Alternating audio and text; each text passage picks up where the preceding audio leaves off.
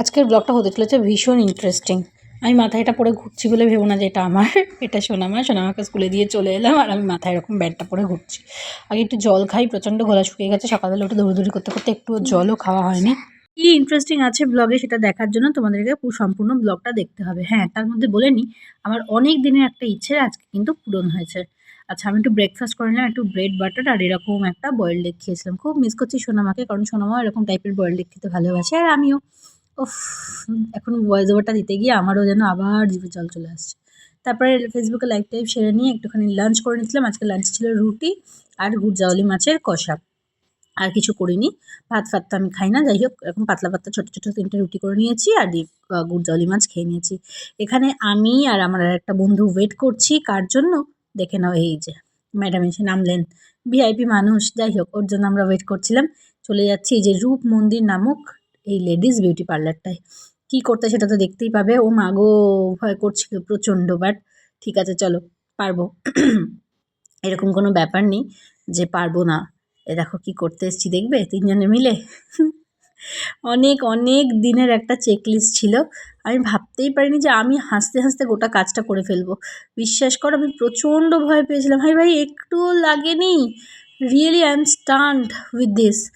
হ্যাঁ, আর একটা করে পিয়ার্সিং করিয়েছি। দেখো তো কেমন লাগছে? অবশ্যই করে জানিও কিন্তু কেমন লাগছে। প্রচণ্ড ব্যথা পেয়েছিলাম, এরকম মানে ভেবেছিলাম ব্যথা পাবো, বাট পাইনি। এই তো ভয়ে ভয়ে মরে যাচ্ছে। এই দেখো দেখো, বাবা গো মাগো করছে। ওর কিন্তু অলরেডি 2টো করা আছে, মানে ও 3টে করেছে, এটা 4 নম্বর পিয়ার্সিং।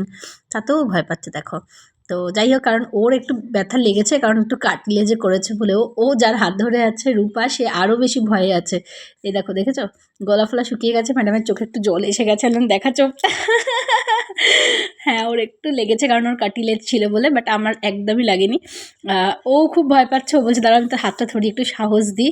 এই দেখো, এই বাবা বলছে। তারপরে সত্যিই উনি কি ভালো মানে করেছেন পিয়ার্সিংটা, একটুও না, হাতটা কি ভালো, একটুও লাগেনি, সত্যিই লাগেনি। 3 জনে মিলে একটা যুদ্ধ জয় করে ফেললাম লাইক। হ্যাঁ, তো যাই, অনেক দিন ধরে এই শখটা ছিল আমার।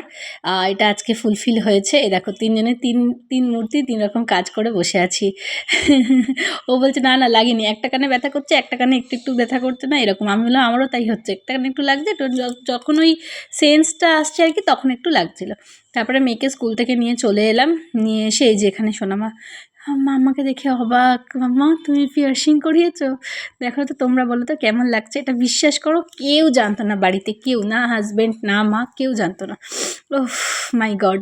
তো এখন এসে সবাইকে বললাম। আর এখানে সোনামা অলিম্পিয়াড ছিল আজকে ম্যাথস, তো সেটা দেখছি কোয়েশ্চেন পেপারটা। আর এখানে দেখো একটুখানি ফ্রুট জুস আর ফ্রুটস দিয়েছি স্কুল থেকে এসে, যেটা মোটামুটি রেগুলার টাইমলি খায়। তো আমি বললাম, কেমন হয়েছে এক্সাম? বললো ভালো। খেয়ে দিয়ে ঘুমাচ্ছে, ঘুম থেকে উঠতেই পারছে না। আমি ওঠো ওঠো করে যাচ্ছি, উঠতেই পারছে না, নড়ছেও না চড়ছেও না। কি বলি, আমি আর মেয়েকে নিয়ে পারি না। এই সময়টা প্রচণ্ড ল্যাদ খায়। তারপরে রেডি ফেডি করিয়ে নিয়েছি, একটুখানি দুধ মুসলি খাইয়ে নিয়ে। এই যে দেখো ছোটো ভালু।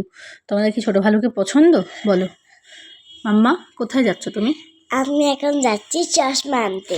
ইয়েস, সোনামারও একটা নতুন গয়না হয়েছে আজকে। আজকে পুরো ব্লগেই সব নতুন নতুন জিনিস। আমার হচ্ছে পিয়ার্সিং, সোনামার হয়েছে ফাইনালি একটা নতুন চশমা। দেখো তো ওর চশমাটা কেমন হয়েছে, ওকে পরে কেমন লাগছে। একদম আমাকে মানে মাথা খারাপ করে দিচ্ছে কেমন হয়েছে কেমন হয়েছে করে। এই দেখো, এটা হচ্ছে ফাইনাল স্পেক। যাই হোক, এটা করানো হলো। কীরম হয়েছে অবশ্যই করে তোমরা বলো যে ভালুটাকে এই চশমাটা পরে কীরম লাগছে। ছোট্ট মিনি ভালু আমার, শুনতে বাবা আমার। তোমার কেমন লাগে চশমাটা পরে? আমারও তো খুব ভালো লেগেছে। আচ্ছা, কোথায় এসছো তুমি? আমি এসছি বাচ্চাদের সাথে, মানে আপনি মল। চলো কি কি আছে দেখাই একটু। প্রথমে ঢুকে গেলাম আমরা, একটু প্যান্টালুন্সটা ঢু মেরে দিলাম। এইবার যাবো স্মার্ট বাজার, চলো। একটা কি অদ্ভুত জিনিস, আমাদের ভেরি সাডেন প্ল্যান হয়েছে। এটা পুরোটাই অন রোড, মানে রাস্তায় আস্তে আস্তে মনে হয়েছে যে কোথায় ওয়েট করবো, ওর বাবা নিতে আসবে, তাই একটু আপনি চলে যাই বলে আপনি চলে গেছিলাম। মা আর মেয়ে মিলে গিয়ে দেখি পুরো আপনিটাই ফাঁকা, কারণ এখন 8:30 বাজে রাত্রিবেলা। বললাম কী করতে এসছি আমরা এখানে। তারপরে যাই হোক, সোনামাকে একটু দেখালাম এদিক ওদিক। বললাম ঠিক আছে চলো, একটু যাওয়াই যায়। মলে এদিক ওদিক ঘুরলো। তারপরে একটুখানি স্মার্ট বাজার গেছিলাম, সেখানে গিয়ে 2-1টা জামা প্যান্ট দেখছিল। অ্যাকচুয়ালি ওর 2টো একটা প্যান্ট একটু উইন্টারের জন্য দরকার, সেগুলো একটু দেখছিলাম আর কি। এবার ম্যাডামের গরম হচ্ছে, এবার একটা একটা করে সব।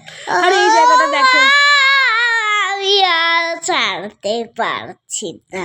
আমি এখানে গিয়ে হারিয়ে গেছি আর আমি ওকে কি বলবো, তুমি বলো তো, কি যে কিউট কিউট কিউট কিউট সব জিনিস। তারপরে ম্যাডাম তো আপনি গেলেই, যেটা ওর বায়না। কি করছিলে? গাড়ি চালাচ্ছিলাম। মজা হয়েছে? হুম। হ্যাঁ, এইটা হচ্ছে ওর আপনি গেলেই বায়না যে চলো মাম্মা একটুখানি গাড়ি চালাতে দাও, একটু গাড়ি চালাতে দাও। ঠিক আছে চলো।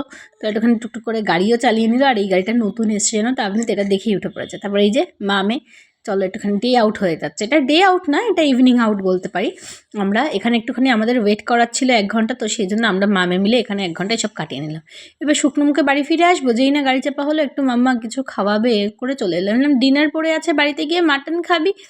ঠিক আছে চলো, একটু চিকেন স্ট্রিপস কিনে দিলাম, একটু চিকেন স্ট্রিপস খেলো, খেয়ে দিয়ে তারপর বাড়ি চলে এলাম। বাড়িতে এসে এখানে ডান্স প্র্যাকটিস হচ্ছে না কি মাথা হচ্ছে ভগবান জানে। তো ডিনার করে নিলাম। দেখো আজকে রুটি, ডিমের পোচ, মেয়ের হচ্ছে মাটন, এইসব দিয়ে খাওয়া দাওয়া সেরে নিলাম। ডিমের পোচটা ঘেটে গেছে, আমি নিজের জন্য করলে ভালো পারি না। চলো ফিনিশ করি।